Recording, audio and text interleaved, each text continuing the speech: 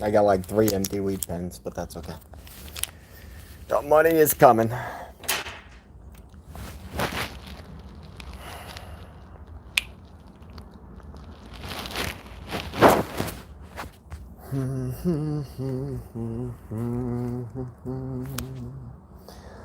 Where are my viewers?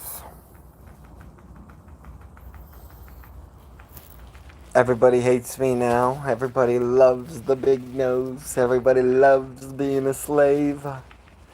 No views for Marcus Ray because we want to be a slave.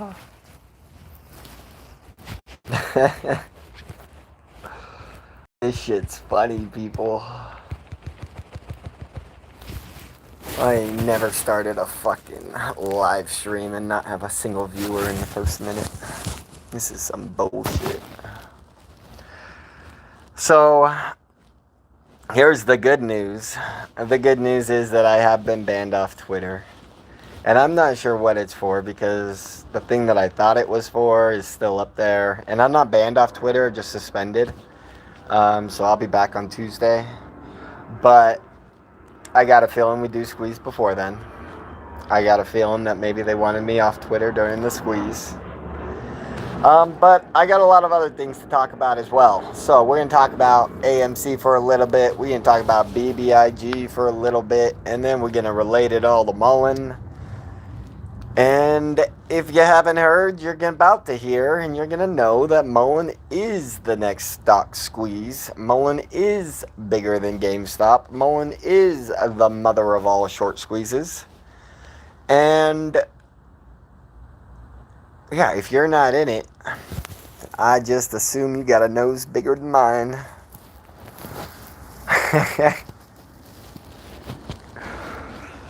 So, first thing we're going to talk about is BBIG. So BBIG, what you got to understand about this stock is it's the only like stock squeeze I saw that happened after, well, I guess there was Prague also, and then you can count Tesla, but I called the Tesla squeeze after AMC squeezed. But basically, BBIG was interesting to me for a long time after I saw it squeeze after AMC, because after AMC I just kind of like said, like, Tesla got brought down because AMC was building pressure. AMC squeezes, Tesla's at its 52-week low. I'm telling people, since AMC squoze and now the squeeze looks dead, YOLO into Tesla, because like we killed that stock. We took half of its market cap. But now that our pressure's gone, it's probably all coming back. And what happened? It ran from $600 straight to $1,200 in less than 3 months. If you were watching. But, what else? So BBIG, basically it had its little squeeze.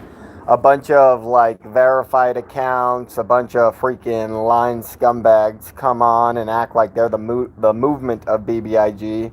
Like these people getting their names submitted to be like on the board of retail, and their idea is that if you can get somebody from retail on the board of directors, then maybe retail will finally have a voice. But the problem is all these people that were pumping BBIG and pumping themselves to be that person, they're already insiders. They're just tricking you. And so Amy, a little hoe bag, says, tell everyone how you live with your grandparents. So if you guys really want to know, I live in a condominium. So I live next to a lot of people. But, yeah, I mean, I definitely paid the down payment on this. It is in my fiance's name. I guess we could establish a civil marriage because we've lived together for 7 years. But yeah, I mean, anyone trying to pretend that I haven't been a millionaire 3 different times off my own hard work, anyone trying to pretend I haven't built a roofing business in 4 different states that did $20 million in revenue, that had 50 people on salary, like anyone trying to pretend that I didn't dominate the stock market and options and show the whole world how it really works, anyone trying to pretend I didn't dominate AMC, like, you're just a coward. Amy's got to be the ugliest, dumbest girl on this planet, and for that, she gets banned. she gets banned. No shells in the chat. So basically, this whole BBIG thing happens, then like it kind of dies off, and basically Mullen gets started. BBIG comes back, a couple other stocks come back in 2022. And then after Mullen loses all of its pressure due to that illegal dilution vote that they had in, well, they set the record date end of May, but they voted on it end of July. Anyone that was watching that saw the pressure get alleviated, we all know that for the last 12 months, the entire stock market has been in an incredible bear market. And you gotta ask yourself why, and you gotta think about the other stories that we've been through, and it becomes obvious that once there is no pressure, they don't need other stocks going crazy. They don't need to convince you to buy these other stocks for potential short squeezes. They just rather kill the whole market and say, screw poor people, screw middle class people, screw anyone who thinks they're going to make an easy buck off the stock market. And that's just the way it goes. That's the way they play. Somebody says, I hold shares and your entry here is worse than Lawrence Hodge. Well, you're a piece of garbage. We've all read your comments on all my videos, and I'm about to ban you too if you say one more stupid thing. The difference between Lawrence Hodge and me is ain't nobody fucking knew who Lawrence Hodge was before he came to tell you to buy Mullen. I got a history. I've never said confirmed guaranteed short squeeze unless it actually happened, except for Mullen, July 2022. That's the only time I've ever been wrong.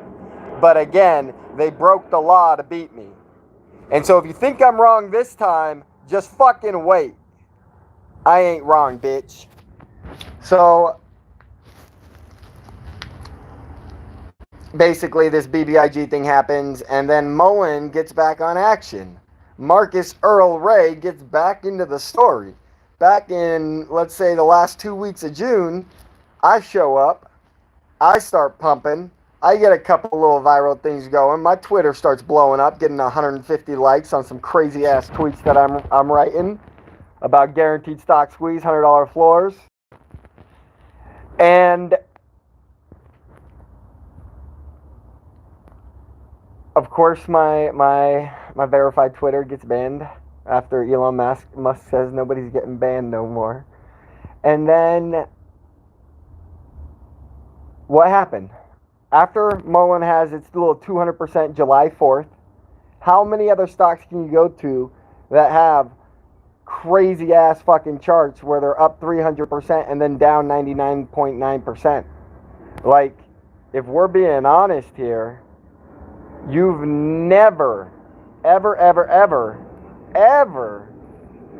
seen this much volatility in the market as we see today. The idea that AMC can drop to $1.80 when it hasn't diluted anything and then start skyrocketing all 2020 up to $7, back down to $3, up to $7, back down to $3, like all 2020 as they start announcing dilution announcements. And then it squeezes to $20 a share, and then we find out that before the June or the May squeeze in 2021, that there was 7 million investors in AMC, and then AMC goes back down to its 52-week low today, as Mullen has its fucking no. AMC didn't go to its 52-week low today. AMC is 10 cents away from its ever all-time low ever. After there's already 7 million investors, and guaranteed not more than half of them sold every share back when it went to 72. Terry's a bitch, so Terry gets banned.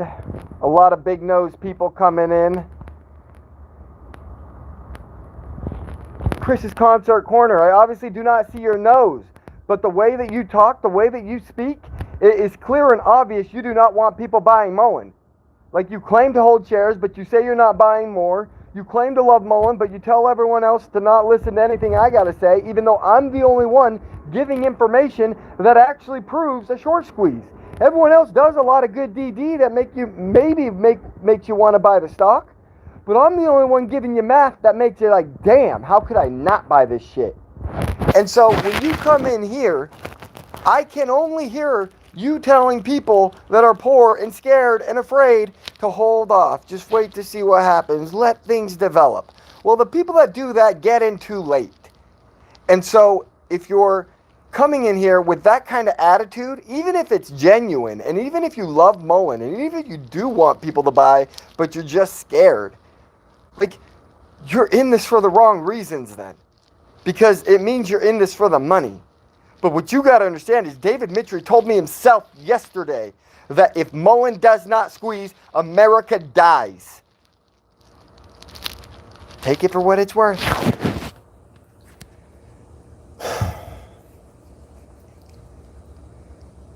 And so, here's the thing. If you bought $100,000 of Mullen back in 2022, and you're down to freaking probably $100 now, guess what?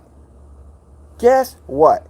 If it was only to go back up 10% or 1,000% from here, which is still 90% less than its high, if you would have just put in 10% of what you put in 2022, you would be making a profit at 90% down from your original buy order. Buying the dip is a mathematical guarantee that we win, and GME and AMC proved it. And they had the right attitude because there was enough people to drown out the bears and drown out the scared money. But here, everybody's just sitting fucking quiet. We have an older base here today than we had back in 2021. Like, you go look at my YouTube demographics, it's changed from last year. It was young people last year, and it's still a lot of young people this year, but the amount of 65-year-olds I got watching blows my mind. And I know they're the ones with the money. And so, here's the thing. AMC would not be hitting its all-time low knowing there are more millions of investors in AMC than Mullen unless they had a plan. And here's the thing. I saw math in Mullen that really made me think we were going to squeeze before the 24th. But obviously the 24th is tomorrow, so probably not. I mean, like what I'm saying is AMC announced that they're converting the AMC and APE tomorrow, and they're doing the reverse split tomorrow. And I really thought the reverse split was going to get pulled off. Like, why do they need to reverse split if they're not below $1? Why do they think that they've dropped from $72 down to $3 and are going to drop below $1?